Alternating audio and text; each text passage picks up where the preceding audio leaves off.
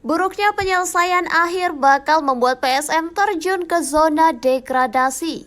PSM Makassar kembali memperparah situasi timnya usai kembali menelan kekalahan di lanjutan Super League 2025-2026.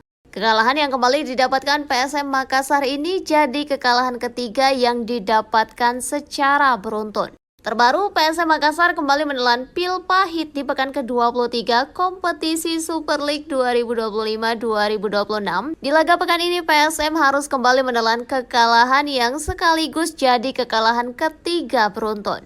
Di pertandingan ini, tim tuan rumah Persebaya Surabaya berhasil mengamankan 3 poin lewat kemenangan tipis. Laga yang berlangsung di Stadion Gelora Bung Tomo Rabu 25 Februari 2026 berakhir dengan skor Persebaya Surabaya 1-0 untuk PSM Makassar.